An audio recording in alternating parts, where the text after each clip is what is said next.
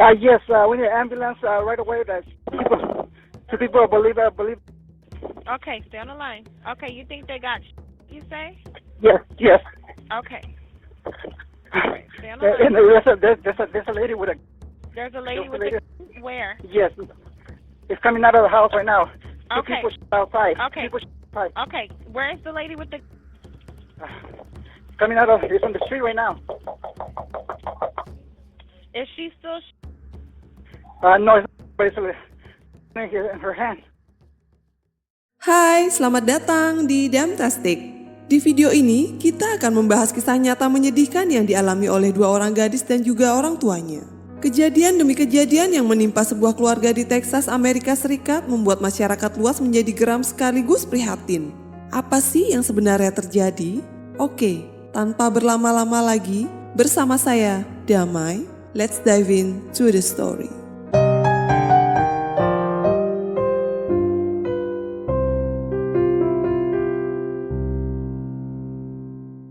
Katy merupakan sebuah kota yang terletak 48 km sebelah barat Houston di negara bagian Texas, Amerika Serikat. Kota tersebut memiliki populasi sekitar 22.000 jiwa yang salah satunya merupakan sebuah keluarga harmonis yang akan kita bahas dalam kasus ini. Keluarga tersebut berasal dari Alabama yang terdiri dari ayah, ibu, dan 2 orang putri.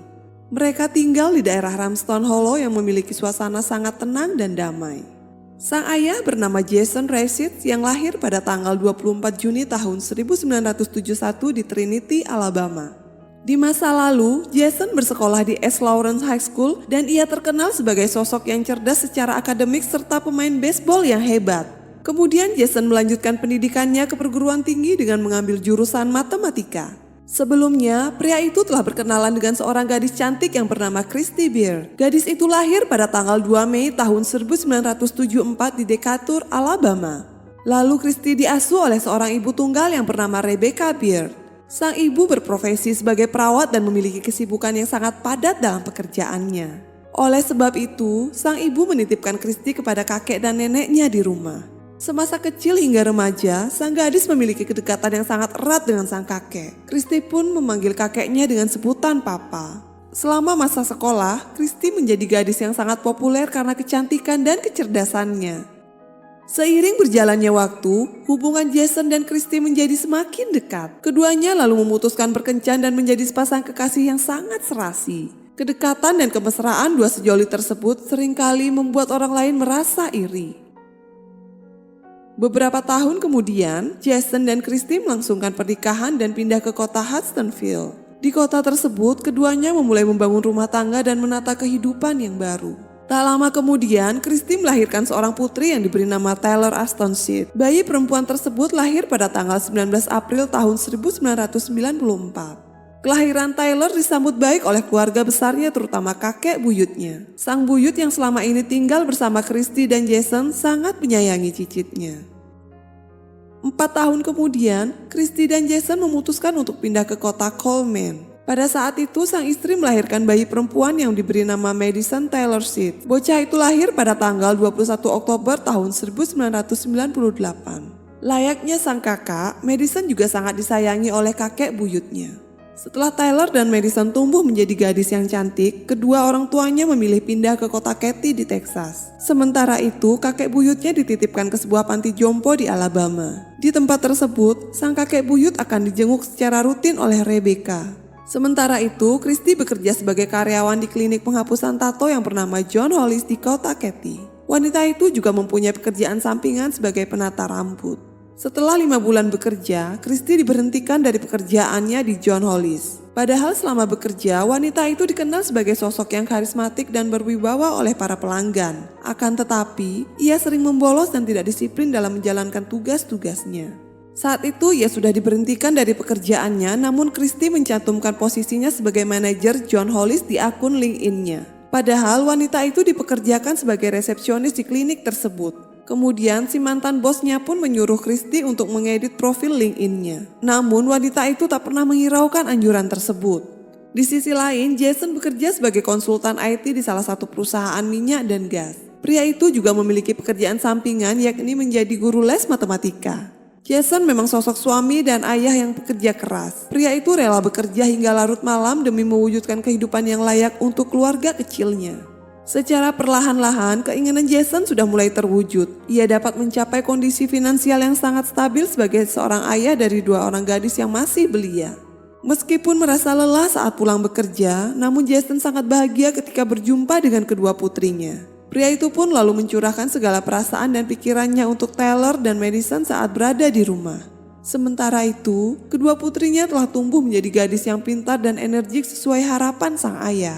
Tyler dan Madison juga sangat mencintai sosok Jason sebagai ayah yang sangat luar biasa bagi keduanya.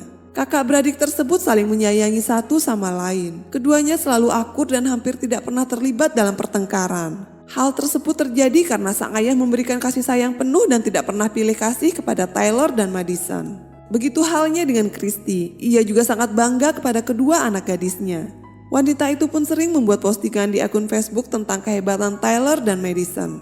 Namun di sisi lain, sang ibu kerap membanding-bandingkan si sulung dengan si bungsu. Christy sering merasa kecewa dengan Madison yang bertubuh gemuk. Menurut wanita itu, anak bungsunya ini tidak pernah mau menjaga berat badannya. Hal itu berbanding terbalik dengan si sulung yang memiliki tubuh ramping.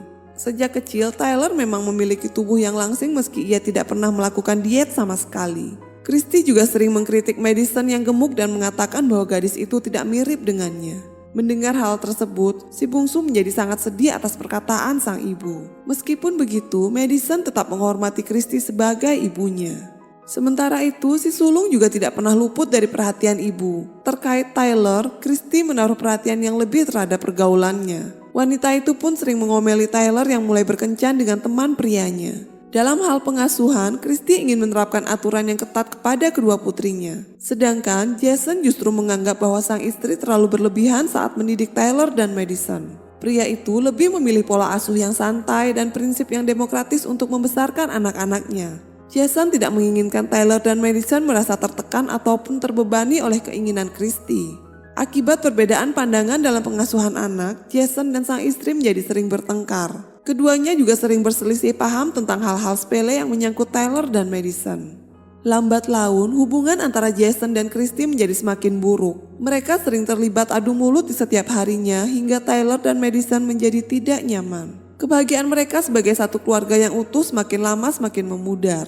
Christy pun menjadi semakin egois dan sangat emosional. Bahkan wanita itu sering melampiaskan amarahnya kepada Tyler dan Madison. Sementara itu, Jason menjadi sangat muak dengan tingkah laku sang istri yang emosinya meluap-luap dan tak terkendali. Pada awal tahun 2010, Jason pun memaksa Christy untuk memeriksakan kondisi mentalnya ke klinik kesehatan jiwa.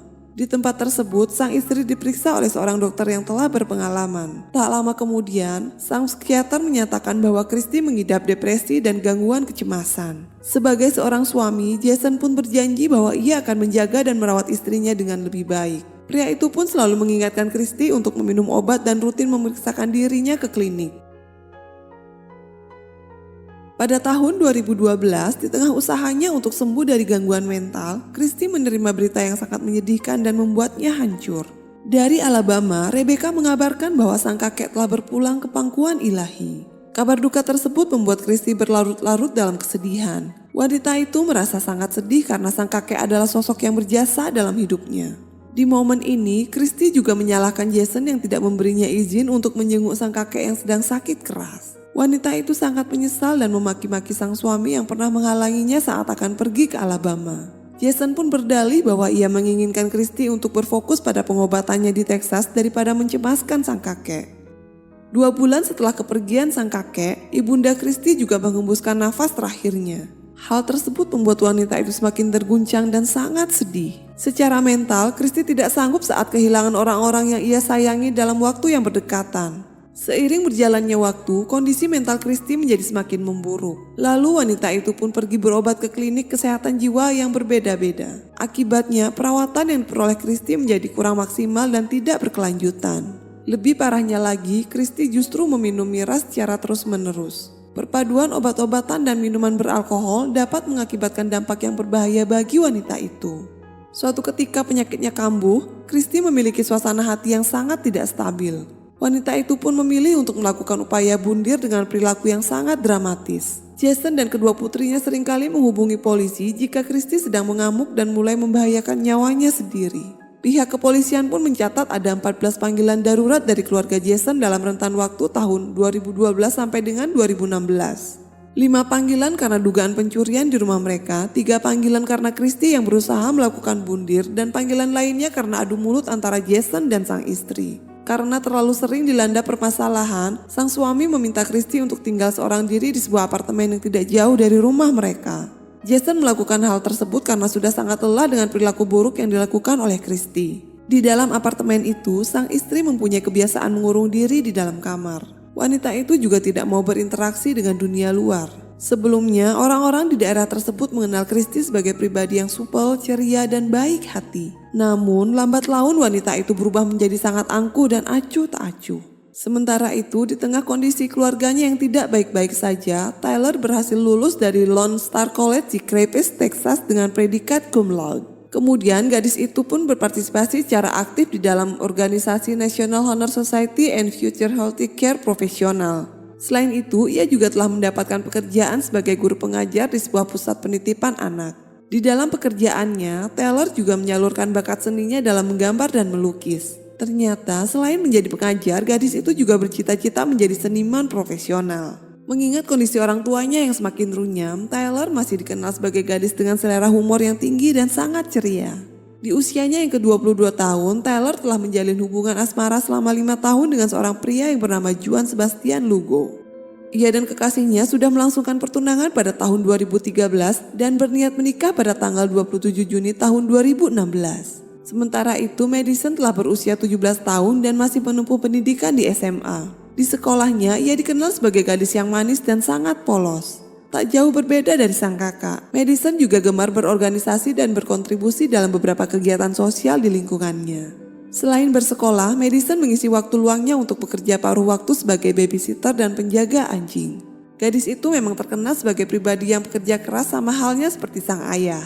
Madison juga merupakan sosok yang jujur, apa adanya, hobi memasak, dan suka mengatakan hal-hal yang lucu. Di sisi lain, Christy yang terjebak di dalam kesendiriannya sedang mencoba berinteraksi dengan teman-temannya di Facebook. Di media sosial tersebut, wanita itu seringkali memposting foto selfie-nya saat berdiam diri di dalam apartemen. Pada foto-foto tersebut terlihat dengan jelas bahwa Christy mempunyai sorot mata yang sangat mengintimidasi. Selain itu, ia juga sering membuat postingan tentang kebijakan pemerintah dan hak kepemilikan senpi bagi warga Amerika Serikat. Dalam hal ini, Christy mengklaim bahwa ia mewarisi senpi kakeknya dari Alabama. Pada salah satu unggahannya, wanita itu mengatakan bahwa senpi tersebut akan dijadikan sebagai alat melindungi diri dan keluarganya. Sedangkan pihak berwenang tidak mengizinkan Christy untuk memiliki senpi karena gangguan mental yang sedang dideritanya.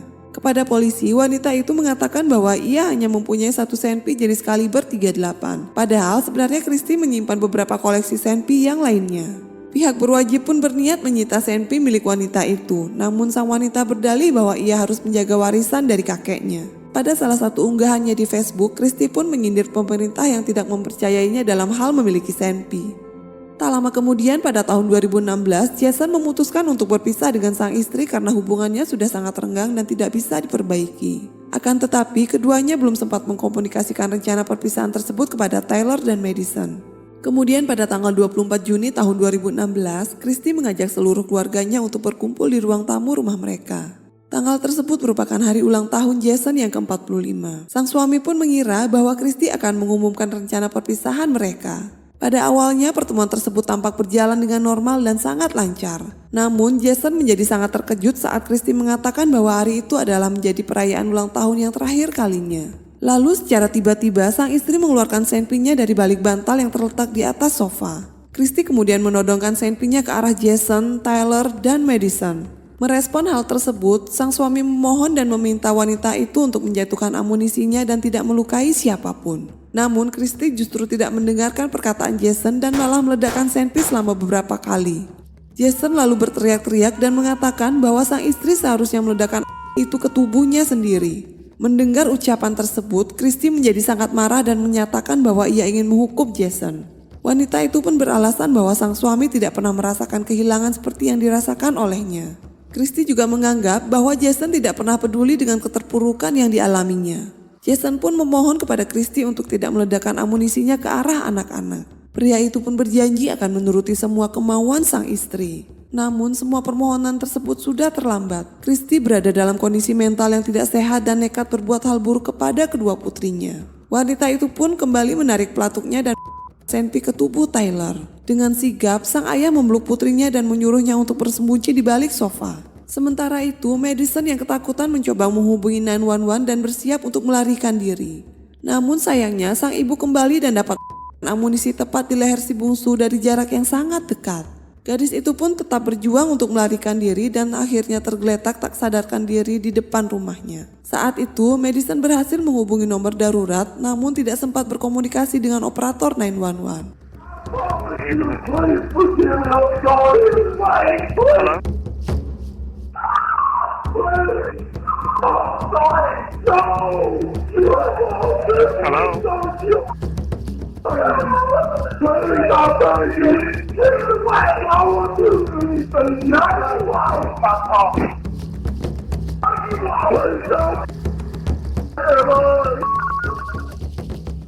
Sementara itu, Jason dan Tyler masih saling bergandengan tangan dan berlari keluar rumah. Christy mengejar keduanya dan amunisi tepat di punggung si sulung. Gadis itu pun tersungkur di atas tanah dan tidak bisa bangkit kembali. Tyler yang masih dalam kondisi sadar tetap berusaha menghubungi 911 walaupun tak sempat mengucapkan sepatah kata pun. Sedangkan sang ayah masih terus berlari hingga sampai di ujung jalan yang buntu. Police, fire, or EMS. Hello?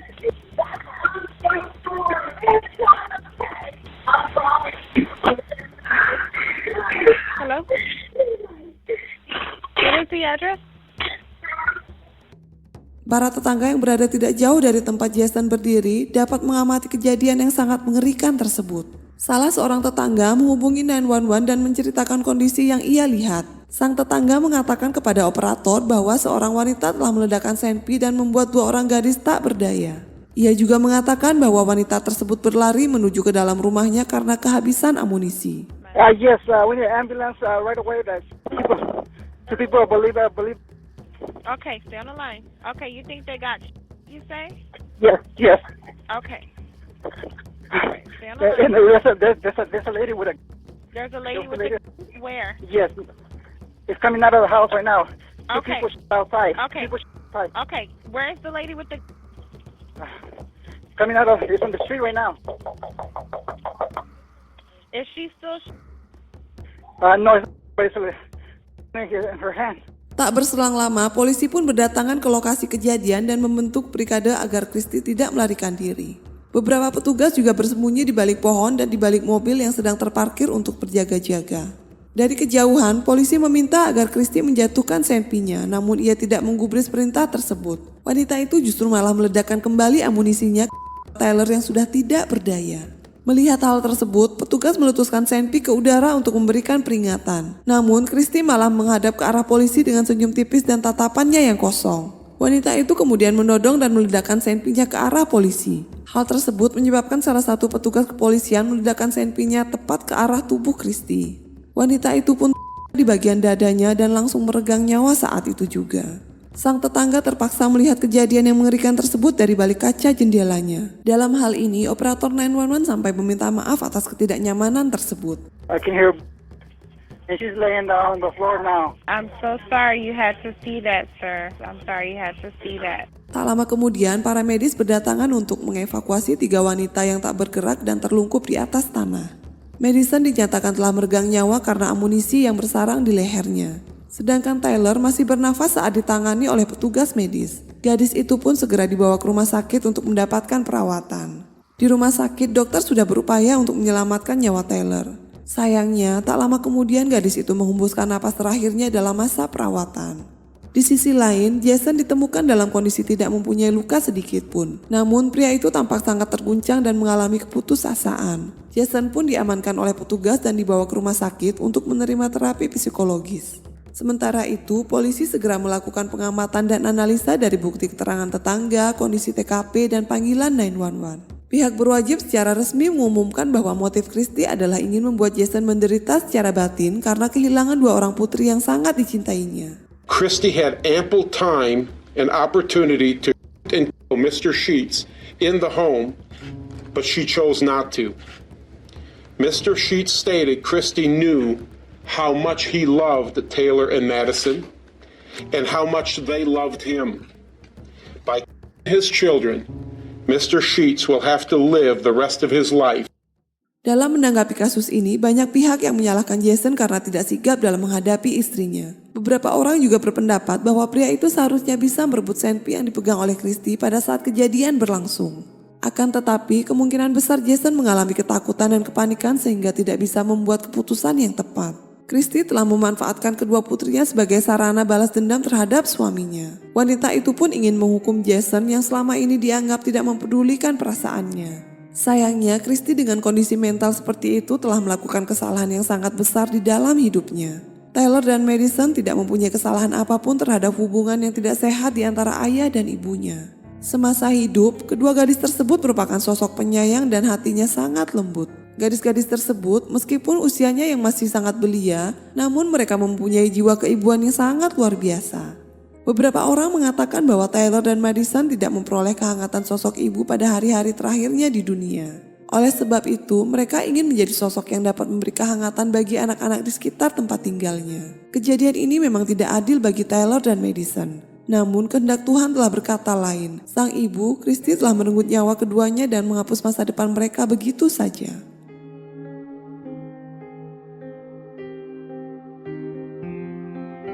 Dalam sebuah acara televisi, Jason mengungkapkan kesedihan atas kepergian anggota keluarganya dalam waktu yang bersamaan. Saat diwawancara, sang ayah lebih banyak menceritakan kenangan bersama kedua putrinya yang tidak pernah ia sangka akan pergi dengan cara tragis.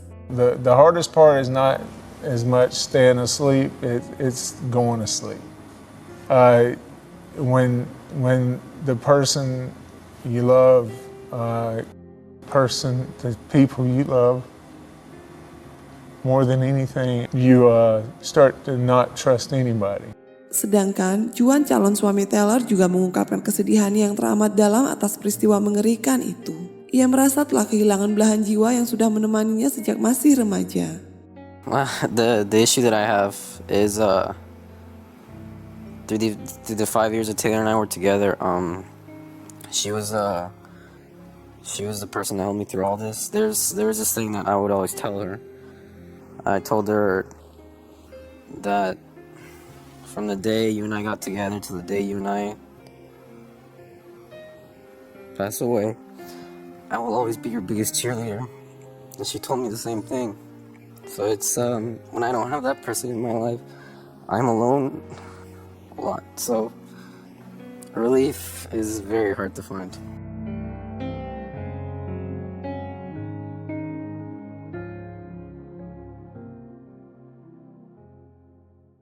Kisah seorang ibu yang melenyapkan kedua putrinya tersebut sangat menarik perhatian masyarakat luas. Ibu yang merupakan perenggut nyawa anak-anaknya juga telah meregang nyawa di waktu yang bersamaan. Sungguh tragedi yang sangat memilukan bagi semua masyarakat di kota Katy, Texas. Jason sebagai sosok ayah merasa sangat terpukul karena kehilangan dua anak gadisnya sekaligus. Ia mencoba untuk membuka hati kembali dan memulai hidup baru. Tak lama kemudian, pria itu pun memutuskan untuk menikah lagi dengan seorang wanita yang bernama Monica.